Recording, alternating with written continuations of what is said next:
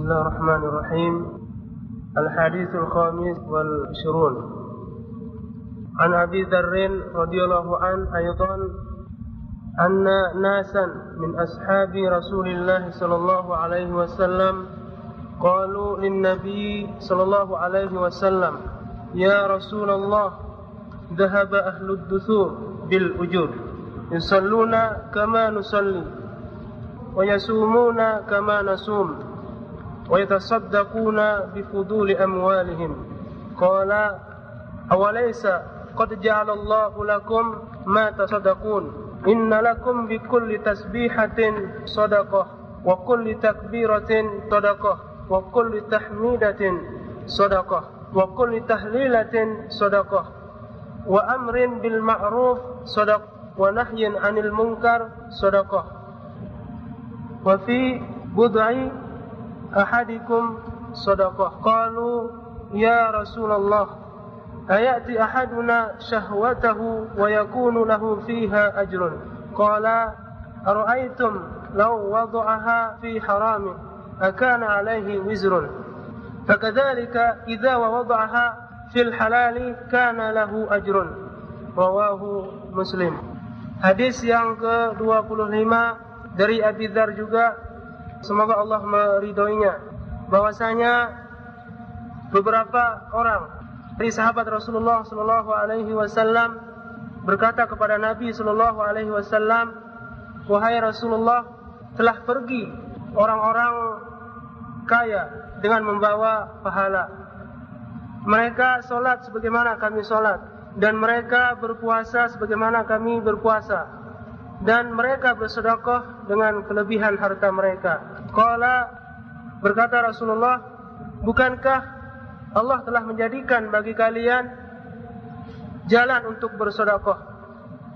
Sesungguhnya bagi kalian setiap tasbih adalah sedekah, dan setiap takbir merupakan sedekah, dan setiap tahmid adalah sedekah, dan setiap tahlil adalah sedekah, dan beramar ma'ruf adalah sedekah, mencegah dari kemungkaran adalah sedekah, dan pada kemaluan salah seorang di antara kalian adalah sedekah.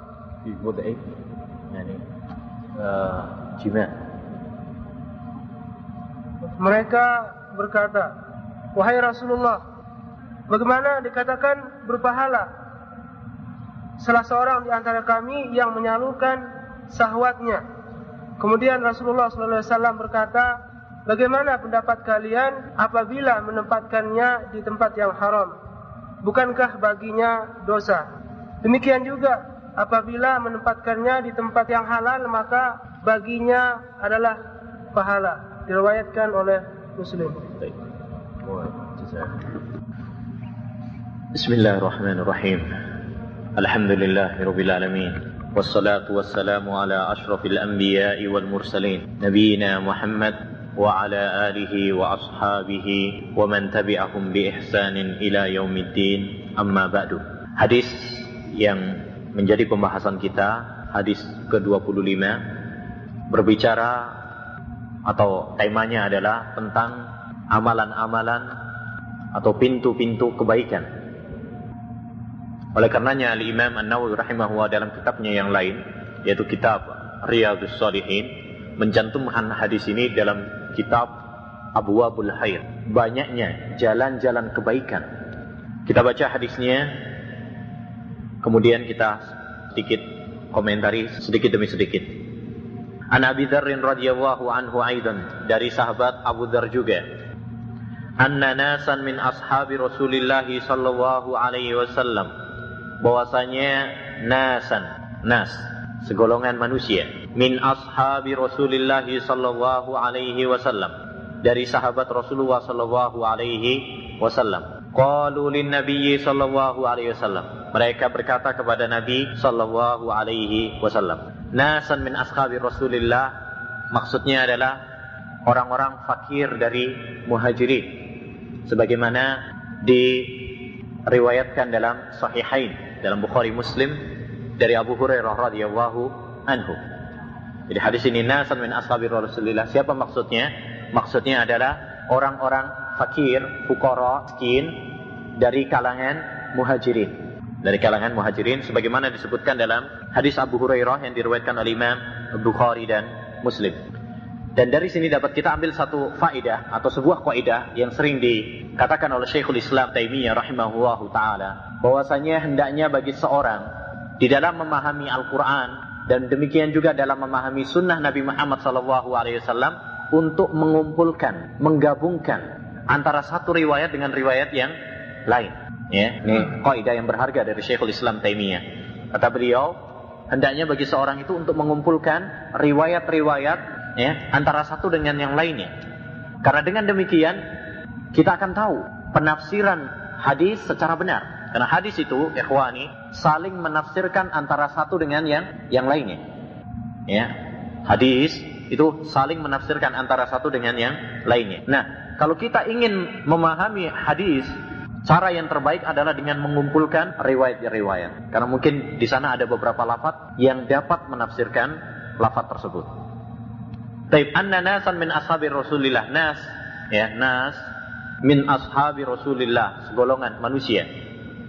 Manusia diambil dari kata inas, ya, yang sudah kita sebutkan, diambil dari kata inas yang bermakna adalah senang. Oleh karena itu manusia itu disebut manusia karena apa? Mereka senang apabila berkumpul antara sesama jenis mereka. Wa ma summiyal insanu illa li insihi wa ma summiyal qalbu illa li taqallubihi. Dan ini adalah lafaz yang benar. Wa ma summiyal insanu illa li insihi. Tidaklah manusia itu disebut insan kecuali karena ins. Yani saling senang kalau bertemu antara satu dengan yang lainnya. Dalam sebuah lafaz bait ini dinyatakan wa ma summiyal insanu illa linisyanihi. Manusia itu tidak disebut manusia kecuali karena lupanya. Tapi yang lebih sahih adalah lafaz yang pertama, bahwasanya manusia itu diambil dari kata inas, ya, yaitu apa? Mereka saling senang antara satu dengan yang lain apabila bertemu dan berkumpul. Min ashabi Rasulillah, as-sahabi. As-sahabi adalah seperti yang didefinisikan oleh Al-Hafidz Ibnu Hajar rahimahullah ta'ala dalam kitabnya Nukhbatul Fikar dan juga dalam kitab besarnya Al-Isabah fi Tamyiz as-Sahabah, ya, kitab yang membahas tentang para sahabat. Beliau memberikan definisi yang bagus sekali tentang siapa itu sahabat. Beliau mengatakan as-sahabi man laqiyan nabiyya sallallahu alaihi wasallam, seorang yang berjumpa dengan Nabi alaihi salatu wassalam, mu'minan bihi, dan dia beriman dengan Nabi, wa mata ala dzalik, kemudian dia mati di atas keimanan, ya. Dan beliau menambahkan walau taqallalat biriddah fil asah, sekalipun dia pernah murtad menurut pendapat yang kuat. Jadi apa itu, siapa itu sahabat? Yang pertama adalah man laqiyan nabi, orang yang bertemu dengan Nabi sallallahu alaihi wasallam. Dan ini lebih umum daripada sekedar melihat. Ya, sebagian ulama mendefinisikan dengan kata man ro'a, siapa yang melihat. Tapi kita katakan tidak. Man laqiya, siapa yang bertemu. Karena yang bertemu belum tentu melihat. Kita tahu tukang azannya Nabi sallallahu alaihi wasallam, Ibnu Ummi Maktub, abasa wa tawalla an ja'ahul a'ma, seorang yang buta. Dia sahabat atau tidak? Sahabat jelas. Tapi apakah dia melihat Nabi? Tidak, karena dia seorang yang buta. Ya, jadi beda antara melihat dengan bertemu. Oleh karena definisi yang benar adalah apa? Bertemu. Baik, man laqiyan Nabi, bertemu dengan Nabi. Harus bertemu. Kalau beriman tapi tidak bertemu, disebut sahabat? Tidak. Walaupun pada zaman Nabi SAW. Kita tahu Raja Habasyah Ashimah Najasi, Raja Najasi, dia beriman dengan Nabi SAW. Oleh karena itu tatkala dia wafat, Nabi SAW mengatakan apa? Sesungguhnya saudara kalian telah meninggal. Lalu Nabi mensalatinya salat ghaib.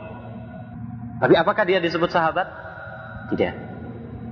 Ya, kenapa? Karena dia tidak bertemu, sekalipun beriman, tapi tidak bertemu dengan Nabi SAW. Jadi harus bertemu dengan Nabi SAW. Dan ini mencakup manusia dan mencakup juga jin. Jin juga, kalau dia bertemu dengan Nabi SAW dan beriman dengan Nabi SAW, maka dia juga termasuk sahabat. Ya. Oleh itu Allah Subhanahu wa taala mencantumkan dalam surat Al-Ahqaf, akhir surat Al-Ahqaf, demikian juga dalam surat Jin, ada beberapa jin yang beriman dengan Nabi sallallahu alaihi wasallam. Baik, ada satu pertanyaan. Nabi Isa alaihissalam termasuk sahabat atau tidak? Nabi Isa alaihissalam termasuk sahabat? Hah? Kenapa? Bertemu dengan Nabi Muhammad sallallahu alaihi wasallam, pernah bertemu dengan Nabi sallallahu alaihi wasallam ketika Isra Mi'raj. Nah, tidak. Kenapa? Iya. Beliau adalah seorang Rasul dan juga seorang sahabat. Kita pakai kaidah ini, kita pakai definisi ini. Bertemu dengan Nabi Sallallahu Alaihi Wasallam dan beriman dengan Nabi Sallallahu Alaihi Wasallam dan mati dalam keadaan iman. Masuk enggak? Pernah bertemu? Bertemu. Yaitu ketika Isra Mi'raj. Ketika Isra Mi'raj bertemu. Dan dia beriman dengan Nabi Sallallahu Alaihi Wasallam. Oleh karena itu nanti ketika dia turun, maka pakai syariat apa? Syariat Nabi Muhammad sallallahu alaihi wasallam. Kata Nabi sallallahu alaihi wasallam, "Yusiku ayyanzila fiikum Ibnu Maryam." Ya kan? Hampir-hampir saja akan turun pada kalian Ibnu Maryam, yaitu Isa alaihi assalam. Ya, yaksirus salib wa yaqtulul khinzir. Ya, dia akan menghancurkan salib-salib dan membunuh babi-babi dan mematikan upeti, pajak, menggugurkan pajak. Nabi Isa alaihi assalam. Baik, kalau ada yang mengatakan kalau Nabi Isa sahabat, berarti yang lain juga sahabat dong. Nabi Adam, Nabi siapa lagi? Yusuf, Nabi Yahya, Nabi Musa, Nabi Ibrahim. Kan semuanya ketemu ketika Isra Mi'raj. Tidak. Kenapa? Karena Nabi Adam alaihi salam dan yang lainnya, Nabi Ibrahim, Nabi Musa, mereka sudah meninggal. Berbeda dengan Nabi Isa alaihi salam. Nabi Isa alaihi salam ketika bertemu dengan Nabi apa sudah meninggal atau masih hidup? Masih hidup. Paham ini ya? Nabi Isa alaihissalam ketika ketemu Isra Mi'raj bersama Nabi, dia masih hidup. Karena Allah Subhanahu wa taala mengangkatnya. Belum mati loh Nabi Isa alaihissalam, belum mati. Sampai sekarang belum mati. Nanti akan turun di akhir zaman. Di akhir zaman. Kata Allah Subhanahu wa taala, "Wa ma qataluhu wa ma salabuhu, walakin syubbiha lahum." Tidaklah mereka itu membunuh Nabi Isa dan tidaklah mereka mensalibnya, tetapi diserupakan bagi mereka. Orang-orang Yahudi. Taib. Terlalu panjang untuk membahas Nabi Isa. Taib. Man laqiya Nabi sallallahu alaihi wasallam mu'minan bihi. Ini syarat, harus beriman. Kalau enggak beriman, bukan dinamakan sahabat. Ya.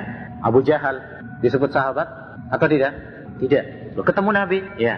Ketemu tapi tidak beriman. Sekalipun kerabatnya? Ya, sekalipun kerabatnya sendiri. Siapa lagi? Abu Talib, paman Nabi sallallahu alaihi wasallam. Kemudian siapa lagi? Abu Lahab dan lainnya dari orang-orang kafir yang tidak beriman dengan Nabi sallallahu alaihi wasallam. Wa mata ala dzalik, dan dia beriman dan dia mati dalam keadaan iman. Untuk mengeluarkan siapa? Orang-orang yang pernah beriman kepada Nabi lalu kemudian murtad. Dan ini banyak ketika ditinggal oleh Nabi sallallahu alaihi wasallam. Kita tahu dalam sejarah ketika Nabi sallallahu alaihi wasallam meninggal, banyak di beberapa kabilah mereka murtad.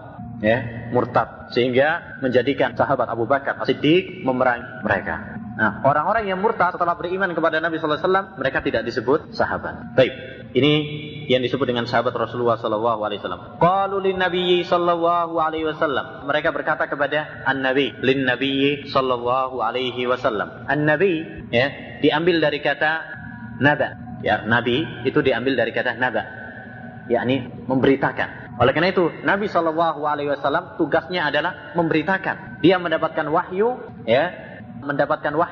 kemudian tugasnya adalah menyampaikan, memberitakan kepada umat. Dan juga ada ini yang pertama, Nabi diambil dari kata naba. Ada juga para ulama yang mengatakan Nabi itu diambil dari kata naba. Artinya tinggi. Artinya bahwasanya Nabi itu adalah orang yang tinggi ditimbang atau daripada orang lainnya. Dan tidak ada perselisihan antara pendapat yang pertama dengan pendapat yang kedua. Karena Nabi itu adalah orang yang tinggi sekaligus juga adalah menyampaikan. Nabi itu tinggi, yakni orang yang mulia. Oleh karena itu antum perhatikan, Allah Subhanahu wa taala memilih Nabi enggak sembarangan. Tidak sembarangan. Nabi Muhammad misalkan, Nabi kita Muhammad sallallahu alaihi wasallam, nasabnya jelas dan dari keluarga yang jelas mulia. Quraisy itu adalah nasab yang kabilah yang terkenal. Dan nasabnya jelas. Oleh karena itu orang-orang kafir, sekalipun mereka menuduh Nabi Muhammad SAW dengan berbagai celaan dan tuduhan, bilang dia adalah kadzab, pendusta, penyihir, atau majnun, gila, penyair dan sebagainya. Tapi adakah mereka menuduh Nabi SAW misalkan nasabnya nggak jelas, atau yang lainnya? Enggak kan? Enggak pernah mereka menuduh itu. Kenapa? Karena bagi mereka nasab Nabi SAW itu sangat jelas.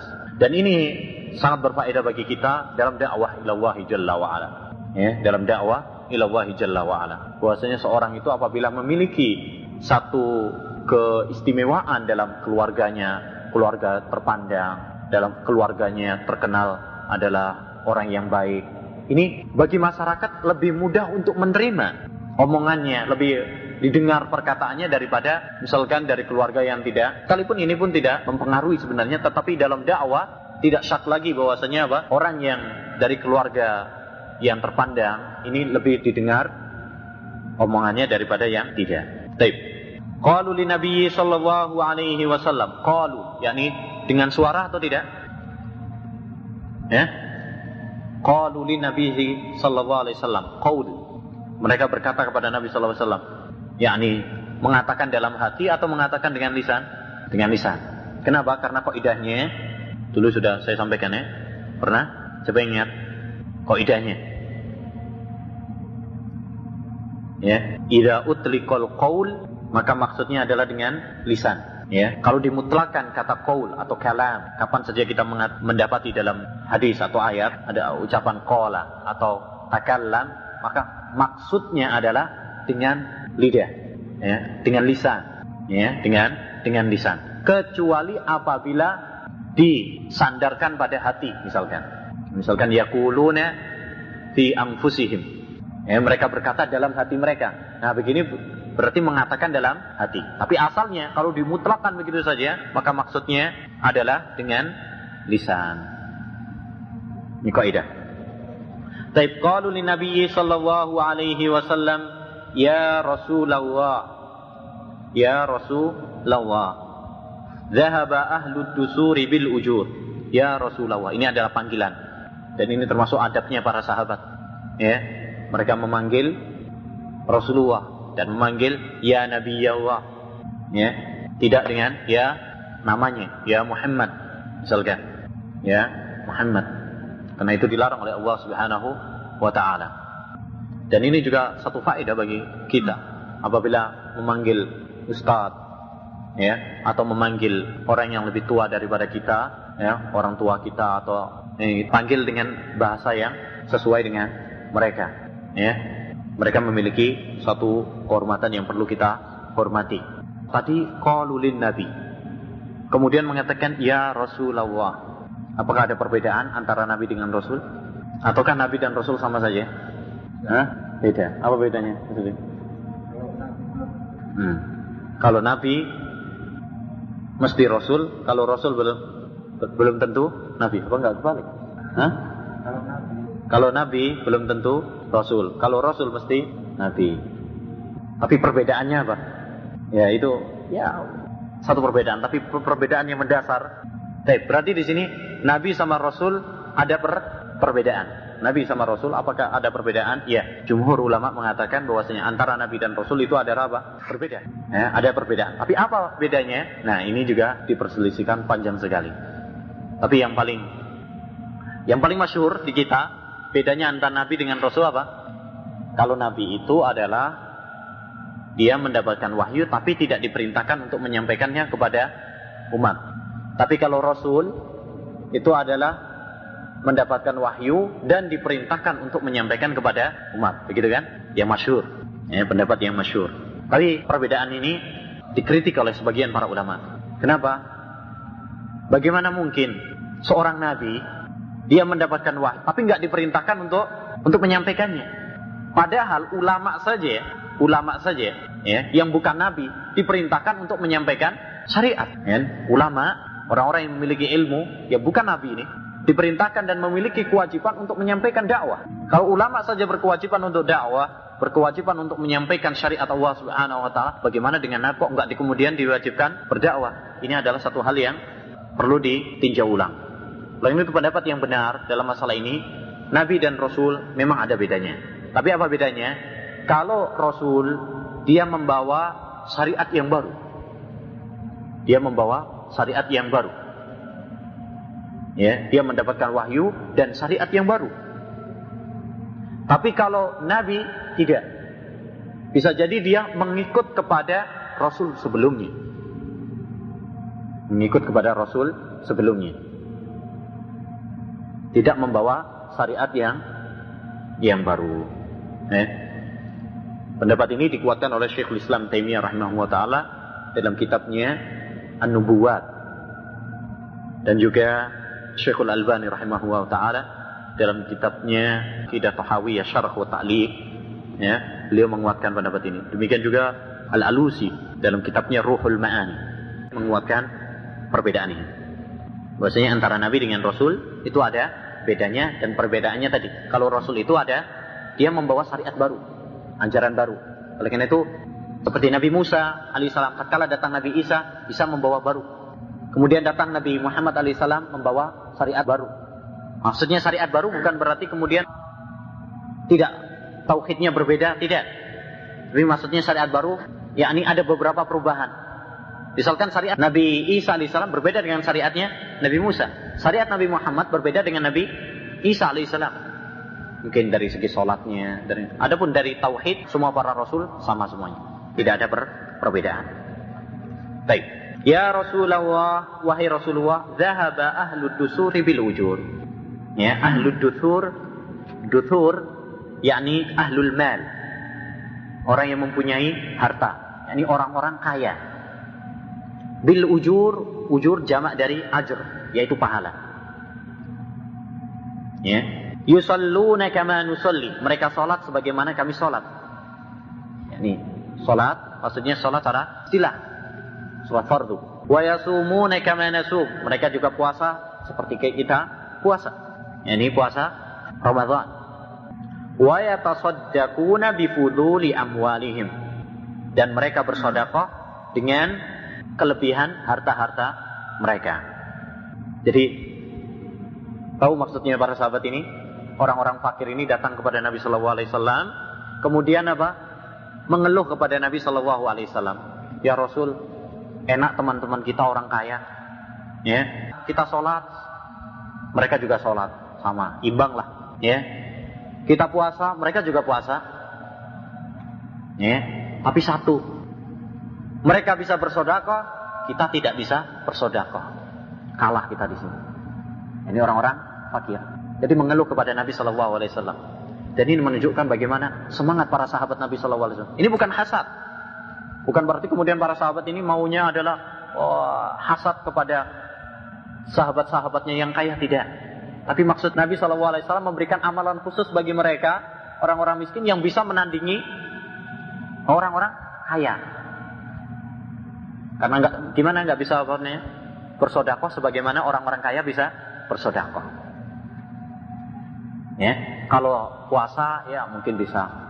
Kalau sholat ya mungkin itu bisa dilakukan oleh semuanya. Tapi kalau sedekah kan perlu uang. Kalau nggak punya uang, ya nggak bisa bersedekah. Nah itu maunya. Baik, yusalluna kama nusalli, sholat. Yani mafhum ya. Wa yasumuna kama nasum wa yatasaddaqun, sedekah. Ya, sedekah. Disebut sedekah dari kata sidq yang menunjukkan kejujuran, kebenaran. Dia disebut sedekah karena menunjukkan kejujuran imannya. Karena seorang yang bersedekah menunjukkan kejujuran imannya. Kenapa? Karena dia telah mengeluarkan sesuatu yang diinginkan oleh hawa nafsunya. Siapa sih yang nggak suka sama duit?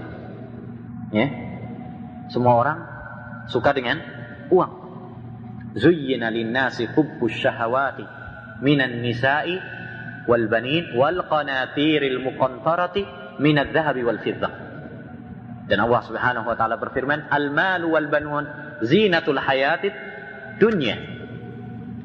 Ya, harta dan anak-anak itu adalah perhiasan dunia. Dan itu satu hal yang fitrah. Allah Subhanahu wa taala tidak menafikan orang suka kepada harta benda itu tidak diingkari oleh Allah Subhanahu wa taala. Yang diingkari kalau kemudian harta tersebut melalaikan dari akhiratnya. Nah itu. Baik. Semua orang suka dengan apa? Harta, cinta dengan harta. Nah, tatkala dia mengeluarkan harta yang dia cintai untuk yakin dengan janji Allah Subhanahu wa taala, maka ini menunjukkan tentang kejujuran dan keimanan dia. Wa yatasaddaquna bifuduli amwalihim, dengan harta-harta mereka dalam bersedekah, di dalam amal-amal yang saleh, dalam jihad, dalam membantu orang-orang fakir, miskin dan lain-lainnya. Oleh karenanya kaya itu bukanlah suatu aib. Sebagian orang dari kalangan sebagian kelompok benci terhadap dunia, meninggalkan dunia sama sekali. Ini tidak benar.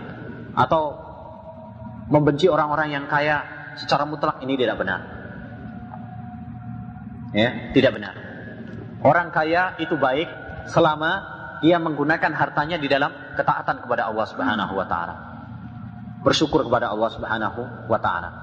Orang yang miskin itu juga baik kalau dia bersabar dengan takdir yang telah Allah Subhanahu wa taala berikan kepadanya dan dia melakukan ketaatan kepada Allah Subhanahu wa taala. Oleh karenanya ada satu pembahasan biasanya dalam kitab-kitab tasawuf atau dalam kitab-kitab akidah, mana yang lebih baik? Orang kaya syukur, yang bersyukur, sama orang miskin kemudian dia sabar. Mana yang lebih baik? Orang kaya syukur, bersyukur kepada Allah Subhanahu wa taala, dan orang miskin sabar. Nah, gimana deh? Kaya syukur. Di sana ada hadis-hadis juga yang menunjukkan tentang keutamaan fakir. Seperti misalkan kata Nabi SAW, saya melihat di surga ternyata yang paling banyak adalah orang-orang miskin. Sebagian para ulama mengatakan apa? Orang fakir lebih utama, yang sabar. Sebagian lagi mengatakan apa? Orang kaya lebih utama. Masing-masing mengungkapkan dalilnya. Karena dalam sebagian sahabat sendiri ada orang-orang yang kaya. Abu Bakar, Abdurrahman bin Auf, Utsman bin Affan. Ya kan? Karena dengan kekayaannya dia berarti menginfakkan, bersedekah. Ada yang lagi mengatakan enggak, orang fakir itu lebih utama dengan mengumumkan dalil-dalil. Masing-masing ada dalilnya. Mana yang benar? Syekhul Islam Taimiyah pernah ditanya tentang masalah ini. Dia menjawab, inna akramakum indallahi atqakum. Sudah, pakai dalil itu sudah. Inna akramakum indallahi atqakum. Yang paling bertakwa itulah yang baik. Orang kaya, kalau dia lebih bertakwa kepada Allah Subhanahu wa taala, itu lebih baik. Orang miskin kalau dia lebih bertakwa kepada Allah Subhanahu wa taala, itu berarti lebih baik. Tidak bisa kita pukul rata yang kaya lebih baik, yang ini. Yang paling bertakwa itulah yang baik. Karena Allah Subhanahu wa taala menjadikan takwa adalah sebagai apa? Timbangan. Bukan kaya atau miskin. Bukan kaya atau miskin. Yang menjadi timbangan adalah apa? Takwa. Maka barang siapa yang lebih bertakwa kepada Allah Subhanahu wa taala, kalau dia kaya misalkan, lebih taat kepada Allah Subhanahu wa taala, ibadahnya enggak terlalaikan, kemudian hartanya dia sumbangkan kepada amalan-amalan yang baik, dia lebih bertakwa, ini lebih baik. Oleh karena itu di antara para sahabat ada orang-orang kaya, dan kita juga membutuhkan orang-orang yang kaya. Kalau semuanya miskin semuanya, enggak jalan. Mau dakwah perlu ongkos, enggak ada yang mau ngadakan ini perlu dana, nggak ada, miskin semuanya, nggak jalan. Kalau kaya semuanya repot juga. Maha besar Allah SWT yang menjadikan segala sesuatu itu sudah teratur semuanya. Dan perlu kita sadari bahwasanya Allah SWT termasuk hikmahnya, untuk menjadikan seorang itu kaya dan seorang itu apa? Miskin. Kalau kita dijadikan orang kaya, barangkali itu lebih baik bagi dia. Kata Nabi SAW, inna min ibadillah, ada di antara hamba-hamba Allah Subhanahu wa taala itu yang kaya, kalau dia ditakdirkan miskin malah rusak. Jadi ada orang itu yang baiknya memang apa? Kaya. Mungkin itu lebih baik kaya. Karena kalau mungkin ditakdirkan miskin, waduh repot. Ada orang yang kalau ditakdirkan kaya malah repot. Malah apa? Rusak. Maka lalu Allah Subhanahu wa taala dengan hikmahnya menjadikan dia apa? Seadanya, miskin. Oleh karenanya, barang siapa yang diberi kelebihan oleh Allah Subhanahu wa taala, hendaknya bersyukur, dan hendaknya barang siapa yang dijadikan oleh Allah Subhanahu wa taala miskin, atau fakir, maka hendaknya dia sabar menerima takdir Allah Subhanahu wa taala. Nah, qala awalaysa qad ja'alallahu lakum ma tasaddaqun. Nabi sallallahu alaihi wasallam mengatakan, bukankah Allah Subhanahu wa taala telah menjadikan bagi kalian apa yang bisa kalian sedekahkan? Di sini Nabi sallallahu alaihi wasallam dengan pakai tanda tanya, bukan dengan positif. Jadi sesungguhnya Allah Subhanahu wa taala telah menjadikan jalan sedekah bagi kalian, tidak, tapi tanda tanya. Dan ini sangat lebih mendalam daripada hanya sekedar kabar saja. Bukankah? Ya. Ini adalah apa? Lebih mendalam, maknanya lebih mendalam. Seakan-akan ini adalah ikrar. Ya, ketetapan dari Nabi Shallallahu Alaihi Wasallam bahwasanya di sana ada jalan untuk sedekah walaupun tanpa dengan harta. Ya, dari sini dapat kita ambil faedah bahwasanya sedekah itu tidak mesti dengan apa? Harta. Sedekah terbagi menjadi dua. Ya, sedekah itu terbagi menjadi dua. Ada yang sedekah muta'addi ilal ghair. Yang apa muta'addi ilal ghair? Yang tersalurkan kepada lainnya. Ya, seperti sedekah dengan ilmu, sedekah dengan harta. Ya, sedekah ingkarul munkar, amar ma'ruf nahi munkar. Ini adalah apa? Maslahatnya untuk diri sendiri atau untuk orang lain? Untuk orang lain. Ya, dan ini umum ya. Sedekah itu mencakup umum. Bisa dengan harta, kamu memberikan harta kepada orang lain, teman kamu yang membutuhkan. Ini adalah apa? Sedekah dengan harta. Sedekah juga bisa dengan ilmu. Kamu mengajarkan ilmu yang kamu mampu. Ini juga namanya apa? Sedekah. Ya. Sedekah bisa juga dengan dakwah. Ya. Jadi sedekah tidak hanya sekedar dengan apa? Harta. Oleh karena itu Nabi sallallahu alaihi wasallam mengatakan apa? Tabassumuka li akhika sedekah. Senyummu kepada saudara itu adalah sedekah. Kenapa? Karena dapat menggembirakan saudaramu. Ya. Setiap hal yang hendaknya kita berikan kepada saudara kita, ya, maka itu adalah sedekah. Sebaliknya, kalau itu adalah suatu hal yang wajib kita berikan, tapi kita tidak memberikan, maka itu disebut bakhil, walaupun bukan dengan harta. Jadi namanya bakhil, pelit, itu bukan hanya dengan harta. Oleh karena itu Nabi sallallahu alaihi wasallam ingat mengatakan apa? Al-bakhilu man dzukirtu indahu wa lam shalli alayya. Orang yang pelit adalah orang yang disebut nama saya kemudian tidak sholawat kepada saya. Apa itu? Ada urusan kaitannya dengan harta itu? Enggak. Orang yang seharusnya sholawat kepada Nabi tapi dia enggak mau sholawat, itu disebut pelit. Jadi yang namanya pelit enggak harus dengan apa? Harta. Dia punya ilmu tapi enggak mau mengajarkan, tidak mau menyampaikan. Ini juga disebut apa? Pelit. Ya. Jadi tidak harus dengan apa? Dia punya jah, punya kehormatan. Ada orang membutuhkan dia bisa membantu. Ya. Punya jabatan begitu ya. Orang jabatan itu kan penting gitu kan. Orang kadang membutuhkan orang jabatan. Ya. Ada orang yang membutuhkan pertolongan. Ya. Dan dia bisa membantu tapi dia enggak mau. Nah, ini juga termasuk apa? Pelit dan seterusnya. Baik, itu yang pertama. Jadi adalah sedekah yang ini manfaatnya bisa kepada yang lain. Yang kedua, sedekah yang hanya manfaatnya kepada dirinya sendiri. Ya, seperti apa? Zikir, tasbih, tahlil, bir. Ini adalah kembalinya kepada diri sendiri. Orang itu Nabi sallallahu alaihi wasallam mengatakan, innalakum bikulli tasbihatin sedekah wa kulli takbiratin sedekah wa kulli tahmidatin sedekah wa kulli tahlilatin sedekah. Ini adalah sedekah yang untuk apa? Yang manfaatnya kembali kepada diri sendiri. Lalu Nabi mengatakan wa amrin bil ma'rufi sedekah wa nahyin an munkarin sedekah. Ini apa? Sedekah yang manfaatnya kembali kepada orang lain. Jadi sedekah ada dua macam. Yang pertama adalah sedekah untuk diri sendiri, manfaatnya kembali kepada diri kita sendiri seperti tasbih, tahmid, tahlil, zikir kepada Allah Subhanahu wa taala. Dari sini ini adalah anjuran kepada kita untuk banyak berzikir kepada Allah Subhanahu wa taala. Ya, karena itu jangan lupa ya, gunakan waktu-waktu yang kosong daripada ngelamun sana ngelamun sini. Banyak apa? zikir kepada Allah Subhanahu wa taala. Ya. Para salafus saleh dahulu, ya, ahlul hadis, mereka apabila mengimlakkan hadis, ya, mengimlakkan. Misalkan haddatsna fulan, misalkan. Kemudian kan karena jauh, kalau dulu nggak pakai speaker, maka perlu apa? Orang yang menyampaikan. Ya kan? Di sela-sela menantinya ini, dia apa? Istighfar, tasbih, dan sebagainya. Jadi waktu yang singkat. Mungkin juga kita bisa waktu-waktu yang luang, ya, misalkan antri WC, kita gunakan tasbih, subhanallah. Atau kalau kita misalkan di mobil, tatkala nunggu lampu merah, misalkan, ya, gunakan apa? Untuk zikir kepada Allah Subhanahu wa taala. Karena sebagaimana kata Imam Ibnul Qayyim rahimahullah, lidah ini kalau kamu tidak sibukkan dengan yang taat kepada Allah Subhanahu wa taala, maka akan melesetkan kepada hal-hal yang tidak ada faedahnya. Kalau cukup tidak ada faedahnya, kadang melesetkan kepada sesuatu yang mungkar. Dan ini bukan hanya sekedar lidah saja.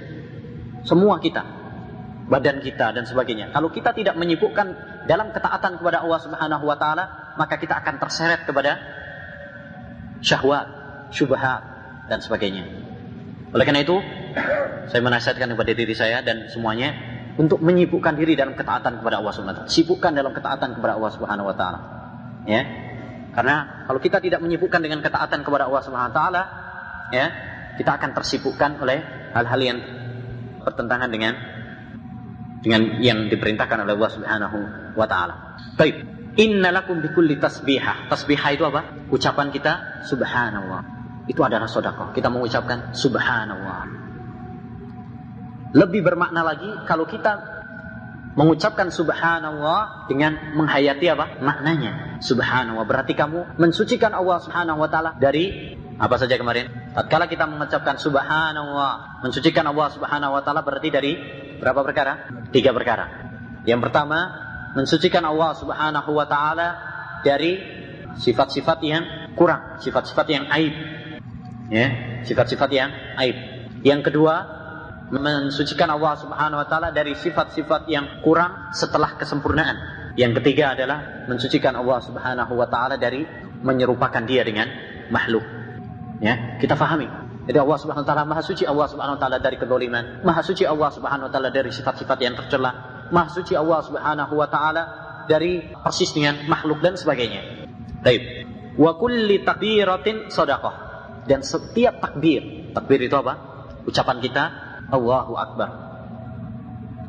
Ya, ucapan kita Allahu Akbar ini adalah sedekah.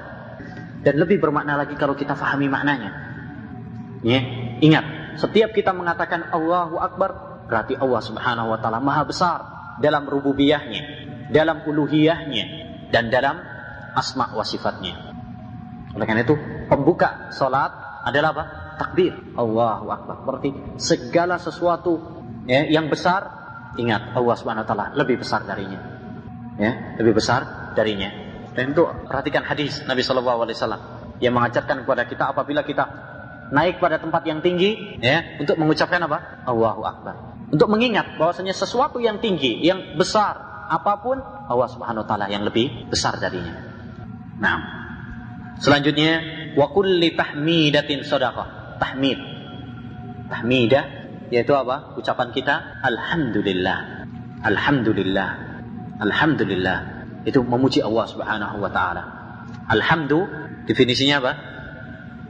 Alhamdu yaitu wasful mahmudi bil kamal mahabbatan wa ta'dhiman. Mensifati Allah Subhanahu wa taala dengan sifat yang sempurna, mahabbatan wa ta'dhiman. Karena didasari cinta dan pengagungan kepada Allah Subhanahu wa taala. Ya, jadi ingat tatkala kita alhamdulillah memuji Allah Subhanahu wa taala, dan ini khusus bagi Allah Subhanahu wa taala. Lillah, khusus hanya Allah Subhanahu wa taala yang berhak. Setiap kali kita mendapatkan nikmat, ingat bahwasanya semua itu karena rahmat Allah dan nikmat Allah Subhanahu wa taala. Tatkala Allah Subhanahu wa taala memudahkan urusan kita, ingat itu adalah karunia Allah Subhanahu wa taala. Tatkala kita mendapatkan rezeki, ingat itu adalah nikmat dari Allah Subhanahu wa taala dan segalanya. Ya. Tatkala mendapatkan semua nikmat apa saja. Maka Nabi mengajarkan kepada kita, ya, tatkala kita setelah makan untuk mengucapkan alhamdulillah, bersyukur kepada Allah Subhanahu wa taala karena kita bisa makan. Betapa banyak saudara-saudara kita yang tidak bisa makan. Bahkan ada yang nggak bisa makan walaupun banyak hartanya. Kok bisa? Duitnya banyak tapi nggak bisa makan. Kalau pas sakit ya. Sebagian orang yang kaya ya kesulitan untuk makan. Kalau pas operasi, pas yang lain itu. Bahkan itu dulu sudah ada. Hasan Al-Basri rahimahullah ta'ala mengatakan, sebagaimana dinukil oleh Imam Ibnul Qayyim dalam Iddatus Sabirin kitabnya, dia menukil, ya hada, betapa banyak nikmat Allah subhanahu wa ta'ala yang telah diberikan kepada kalian. Ya, lihat itu anak raja, katanya anak raja, ya sudah berapa bulan dia tidak bisa makan dengan enak.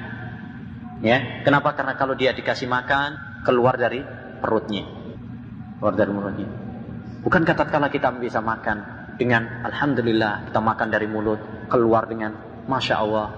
Ya, ini suatu nikmat dari Allah Subhanahu Wa Taala. Aisyah pernah mengatakan seperti itu. Ya, orang yang makan dengan lezat keluar dengan enak, ya lancar semuanya. Ini adalah nikmat yang perlu disyukuri pada Allah Subhanahu Wa Taala. Para ulama kita mengatakan, ya seperti dalam kitab Ghidha'ul Albab As-Safarini, dikatakan orang tatkala mengeluarkan kotoran, kalau orang bisa mengeluarkan kotoran, itu berarti ada 60 nikmat yang telah Allah berikan kepada dia. Cuma kadang kita lalai. Terkadang kita ghaflah dari semua nikmat yang telah Allah Subhanahu wa taala berikan kepada kita semuanya ini. Nah, selanjutnya wa kulli tahmidatin shadaqah wa kulli tahlilatin shadaqah. Tahlilah maksudnya adalah apa? Ucapan kita la ilaha illallah. La ilaha illallah. Ya, dan ini adalah kalimat tauhid. Yang kalau ditimbang dengan semua perbuatan apapun, maka kalimat tauhid akan lebih berat. Ya. Karena tauhid inilah Allah Subhanahu wa taala menciptakan alam semesta. Karena tauhid inilah kalimat la ilaha illallah, Allah Subhanahu wa taala mengutus para utusannya, ya, menurunkan kitab-kitabnya. Karena tauhid inilah kalimat la ilaha illallah, Allah Subhanahu wa taala mewajibkan jihad dan menghalalkan darah-darah. Ya, dan ini menunjukkan semuanya tentang pentingnya kalimat la ilaha illallah. Baik. Jadi ini perlu difahami, kalimat tahlilah adalah tahlil, ya, ucapan la ilaha illallah, bukan tahlilan. Sebagian orang, tapi kata tahlilan itu sendiri adalah diambil dari kata ini, halala yuhallilu tahlilan tahlilatan. Mereka mengambilnya itu dari kata tahlilan, atau dalam bahasa kita selamatan kematian, tahlilan itu diambil dari kata ini, ya, halala yuhallilu tahlilan. Mereka mengatakan karena dalam acara tersebut sering diucapkan la ilaha illallah, la ilaha illallah. Ya, seperti itu. Menarik sekali, ada seorang orang kita bertanya kepada seorang masyayikh, ya, bertanya, ya Syekh, ma hukmu tahlilan? Ma hukmu tahlilan? Maksudnya adalah tahlilan yang ada di kita. Jawab Syekh, apa? At-tahlil, ya termasuk hal yang diperintahkan oleh Allah Subhanahu wa taala. Ya. Karena itu termasuk zikir, wadhkurullaha dzikran katsira. Kemudian pakai hadis ini, kullu tahlilatin shadaqah dan sebagainya. Syekh tidak mengerti bahwasanya yang dimaksud dengan tahlilan adalah apa? Selamatan yang di kita. Dan ini termasuk talbis, termasuk talbis dalam pertanyaan, tidak layak. Baik. Karena kata tahlil tidak difahami, atau mufti tidak bertanya. Seharusnya bagi mufti untuk bertanya dulu apa yang kamu maksud. Kan gitu ya. Satu hal yang ma'ruf bahwasanya tahlil adalah sesuatu yang diperintahkan. Ya. Tapi kalau yang dimaksud adalah acara kematian, maka ini urusannya lain. Baik. Wa amrin bil ma'rufi shadaqah. Amrin bil ma'ruf. Perintah kepada yang memerintahkan kepada ma'ruf. Ma'ruf adalah sesuatu yang dianggap baik oleh syariat. Al ma'rufu ma 'arrafahu asy-syar'u wa aqarrah. Ma'ruf adalah segala amalan, ucapan, perbuatan, ya, yang dianggap baik oleh syariat dan disetujui. Itu adalah ma'ruf. Semua ucapan, zikir kepada Allah Subhanahu wa taala dianjurkan oleh Allah, berarti itu ma'ruf. Membaca Al-Qur'an ma'ruf, ya, jihad ma'ruf. Amal-amal soleh ma'ruf. Karena itu diperintahkan dan diikrarkan, disetujui oleh syariat. Wa nahyin an munkarin shadaqah, melarang dari kemungkaran. Kemungkaran, al-munkaru ma anqarahu asy-syar'u. Segala yang diingkari oleh syariat itu kemungkaran. Semua yang diingkari oleh syariat berarti itu adalah suatu kemungkaran. Baik itu ucapan, perbuatan, i'tiqad, keyakinan, dan sebagainya. Semua yang diingkari oleh syariat berarti itu adalah sebuah kemungkaran yang harus dilarang dan dicegah. Jadi amar ma'ruf nahi munkar termasuk apa? Termasuk sedekah. Dan amar ma'ruf nahi munkar masuk sesuatu yang diperintahkan oleh Allah Subhanahu wa taala. Allah berfirman, "Wal takum minkum ummatun yad'una ilal khair, ya'muruna bil ma'ruf wa yanhauna 'anil munkar." Ya kan? "Wal takum minkum ummatun yad'una ilal khair wa ya'muruna bil ma'ruf wa yanhauna 'anil munkar." Hendaknya ada pada kalian sekelompok orang yang mendakwahkan kepada kebaikan, al-khair, semua kebajikan, memerintahkan kepada yang ma'ruf dan melarang dari yang munkar. Bahkan Allah Subhanahu wa taala melaknat orang-orang Bani Israel. Kenapa? Karena mereka melalaikan nahi munkar. Lu'inal ladzina kafaru min bani Israila ala lisani Dawud wa Isa ibn Maryam dzalika bima asaw wa kanu ya'tadun kanu la yatanahawna am munkarin fa'alu wa bi'sa ma kanu yaf'alun. Ya, jadi orang-orang Bani Israel kenapa dilaknat oleh Allah Subhanahu wa taala? Karena mereka meninggalkan amar ma'ruf nahi munkar. Oleh itu kewajiban kita wahai para syabab, ya, para pemuda, kewajiban kita para penuntut ilmu adalah untuk berdakwah kepada Allah Subhanahu wa taala. Tugas kita berat. Tugas kita adalah sungguh berat. Ya. Kita berkewajiban untuk menyampaikan apa yang telah Allah Subhanahu wa taala berikan kepada kita berupa ilmu, menyampaikan kepada masyarakat kita, menyampaikan kepada keluarga kita, ya. Dan betapa banyak kemungkaran-kemungkaran, ya, yang kita jumpai dengan mata kepala kita sendiri, ya. Yang itu membutuhkan dakwah ilallah jalla wa'ala. Masyarakat membutuhkan dakwah ilallah jalla wa'ala. Masyarakat kita membutuhkan ilmu. Masyarakat kita membutuhkan bimbingan. Nabi sallallahu alaihi wasallam mengatakan, wa fi bud'i ahadikum shadaqah. Wa fi bud'i ahadikum shadaqah. Lalu Nabi sallallahu alaihi wasallam memberikan satu hal yang aneh. Ya, kalau tadi kan jelas zikir kepada Allah Subhanahu wa taala, amar ma'ruf nahi munkar, itu jelas. Wa fi bud'i ahadikum shadaqah. Seorang suami, ya, menggauli istrinya sedekah. Yang terakhir ini membuat pertanyaan bagi para sahabat. Kok bisa? Qalu ya Rasulullah, ayati ahaduna syahwatahu wa yakunu lahu fiha ajr. Aneh, ya, akhirnya bertanya kepada Nabi. Ya Rasul, kalau saya bahasakan gaulnya gitu ya. Ya Rasul, enak bener gitu ya. Orang itu kan suatu hal yang enggak usah diperintahkan juga. Semua orang akan melakukannya karena itu suatu hal yang fitrah, syahwat manusia. Ayati ahaduna syahwatahu, apakah seorang di antara kita mendatangi syahwatnya, ya, wa yakunu lahu fiha ajr, kemudian dia mendapatkan pahala, ya. Jadi itu sudah merupakan suatu hal yang lumrah, dapat pahala lagi. Enak kan? Sudah enak, kemudian apa? Berpahala. Ara'aitum law wada'aha fi haram akana alaihi wizr fakadzalika idza wada'aha fil halal kana lahu ajr. Indahnya jawaban Nabi sallallahu alaihi wasallam. Ya. Kata Nabi sallallahu alaihi wasallam, bagaimana pendapat kalian kalau seorang menaruh syahwatnya bukan pada tempatnya? yakni pada tempat yang haram seperti zina, ya, liwat atau yang lainnya. Apakah dia berdosa? Jelasnya berdosa. Fakadzalika, kalau itu berdosa menempatkan pada tempat yang haram berdosa, berarti kalau menempatkan pada tempat yang halal dia mendapatkan pahala. Allahu Akbar. Menunjukkan kepada kita begitu banyak pintu-pintu kebaikan. Jadi Islam memberikan kepada kita begitu banyak pintu-pintu kebaikan, pintu-pintu menuai pahala. Hatta, ya, sampai-sampai masalah-masalah yang mubah. Masalah-masalah yang mubah, kalau kamu niatkan itu adalah ibad kepada Allah Subhanahu wa taala, kamu mendapatkan pahala. Baik. Dari hadis ini dapat kita ambil beberapa faedah.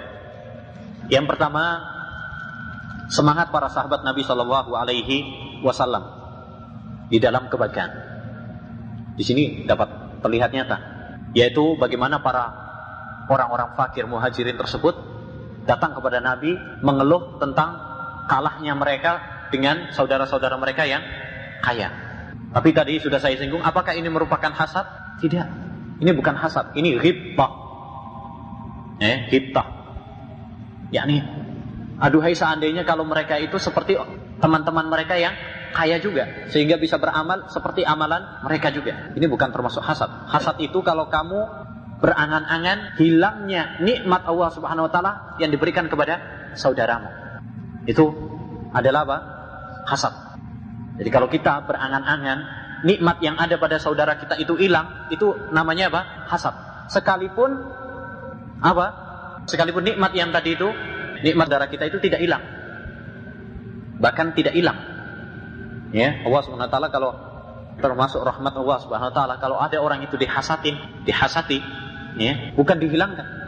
Tapi orang yang dihasati itu malah apa? Ditambah oleh Allah Subhanahu wa taala nikmatnya. Ya, orang itu seorang penyair pernah mengatakan, kulli man dhalla li hasida atadri ala man asa'tal adaba ala Allahi fi hukmihi li'annaka lam tardali bima wahaba. Ya, katakan kepada orang yang hasad kepada saya, tahukah kamu kepada siapakah kamu itu berbuat jelek? Kamu bukan berbuat jelek kepada saya, tapi berbuat jelek kepada Allah Subhanahu wa taala. Kenapa? Karena kamu tidak terima dengan apa yang telah Allah Subhanahu wa taala berikan kepada saya. Seakan-akan protes kepada Allah Subhanahu wa taala. Ngapain kok dia dikasih sedangkan saya tidak dikasih? Dan ini termasuk su'ul adab, jelek adab kepada Allah Subhanahu wa taala. Itu namanya hasad. Adapun ghibtah tidak. Kamu berangan-angan seperti saudaramu yang mendapatkan nikmat.